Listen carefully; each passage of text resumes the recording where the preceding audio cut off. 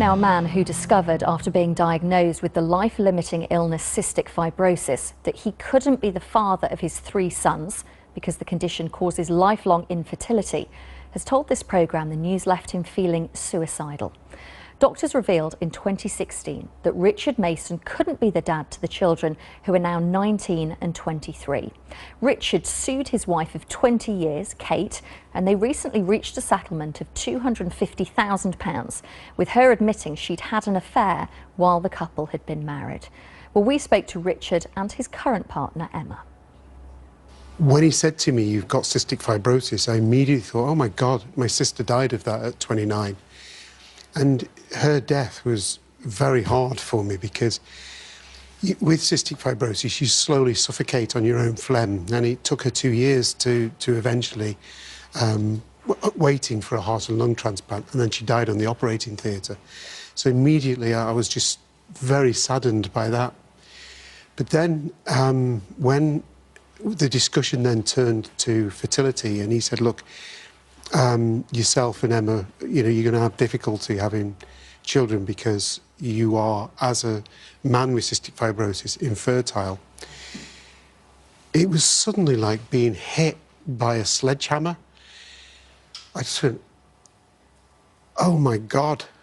You know, you suddenly realise that your children aren't yours. So I said, well, immediately you knew the significance of what he just said to you? Yeah. Yes.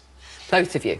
There were medical experts in the room, and, you know, it's impossible without IVF for a man with cystic fibrosis to have a baby. So then I said, well, you must have the diagnosis wrong because I've already got 3 boys. But I sort of was like clutching at straws there. So after that, it became a complete blur for me because it was almost like, you know, I don't know if you've ever hit your head really, really hard and it's like a ringing and you just, you can't see anything that's going on around you, you can't think of anything that's going on around you. It's almost like you just have this ringing in your ears, and it's all the implications of everything as a result of that start, you know, flashing through your mind.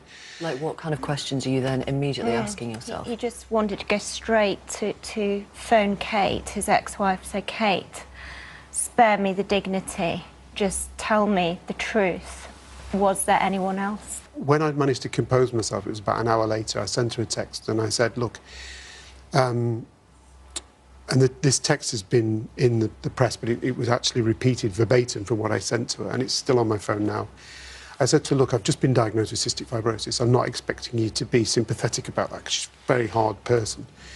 But the reason I'm telling you is that the boys are not likely to have been fathered by me. Now, obviously, there's something's gone on. And if you are honest about it with me, I don't intend to sue you. And you can decide how you want to tell the boys.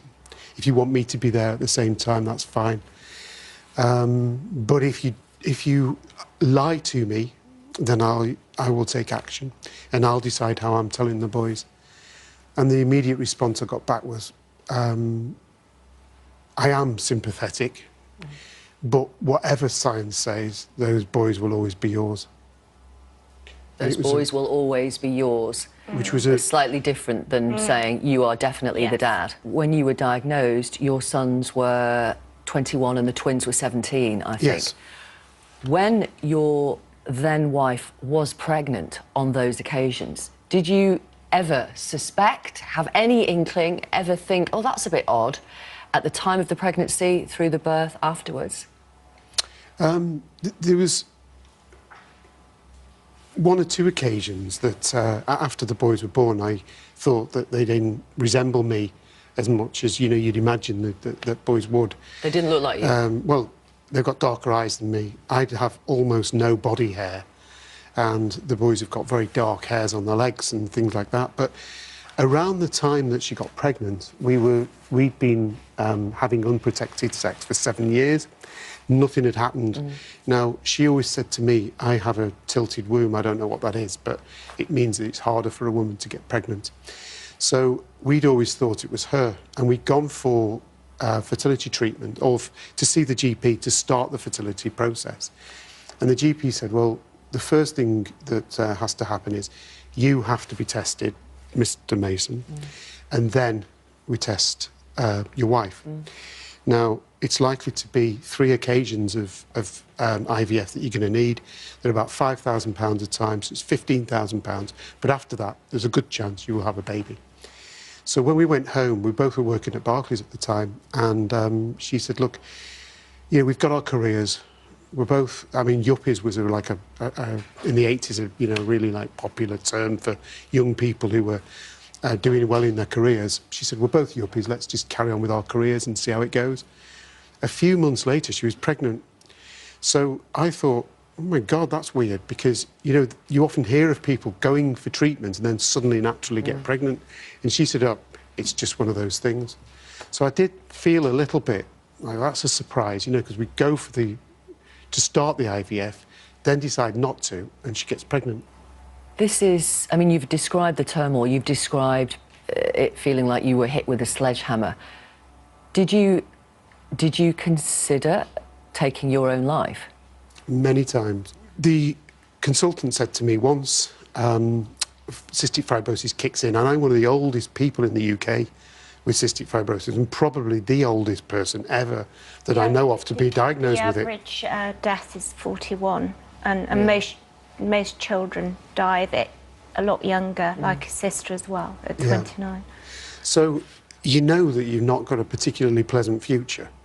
How did the knowledge then of discovering that your boys couldn't be yours affect the way you felt towards them, if at all? They're still my boys, and I still think of them as my sons now, as I have been their dad. Do you love them as much? You can't not love somebody simply because, in fact, you know, even you know, if somebody committed some sort of offence against you, if the boys had done something wrong, I'd still love them. You know, but they've done absolutely nothing wrong. They're completely innocent in this as well. They are the victim, like I am. So, of course, yeah, my arms are still open for them, and I would dearly love them to, you know, to come back into my life. Well, 2 of them, I understand, aren't in your life because they are cross that you sued your ex-wife, Kate. It's paternity fraud, you said. You've won this court case, this settlement of £250,000 from your wife. Why would you risk your relationship with your boys when you say you are their dad, you love them as much, by going ahead with that legal action? I always brought my boys up to be honest, stand up to bullies, never tell lies. All the time, I was divorced from her for 10 years, and all the time they were with me, all the weekends that they were round at my house, I used to say to them, look, do not keep any secrets from your mum. Be open and honest with her. You know, anything I do, anything I say, I don't mind your mum knowing about it, because I want an open, honest relationship with them. So I brought them up to be open, honest, stand up to what you think is right. Somebody committed a 21-year fraud against me. But not them. And now you've lost 2 of them. They're not in your life. But the point is, how do I allow somebody who's committed something like that against me, my ex-wife, to just go off scot-free? Because there are many times... Because the risk is you lose 2 of them, and that's what's happened. But they're grown men. They're grown men. They understand that I have to take action against it. In families, when there's been tragedy or anything like this, history tends to repeat itself through generations.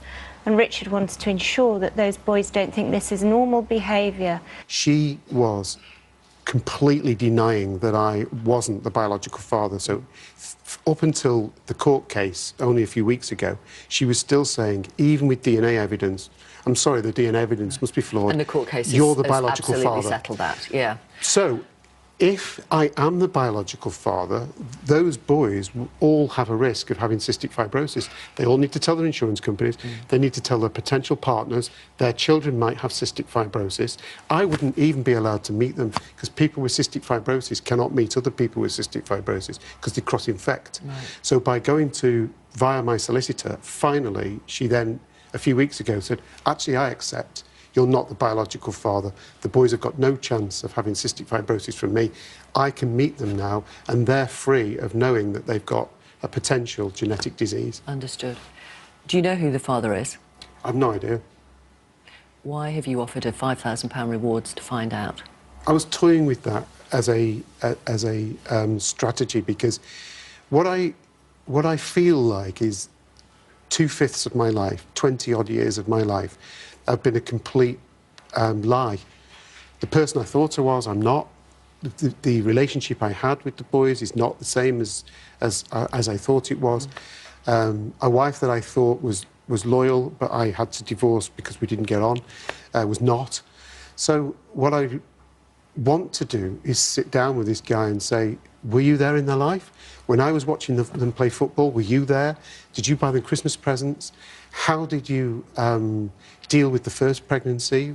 You know, did you know about the pregnancies? Were you there for the second pregnancy? You want to meet him and you want to ask those questions? Yeah, you want to find out what happened. It's almost like you've been in a coma for 20 years and you wake up and you think, God, this guy is a significant participant in my life that I have never met. OK.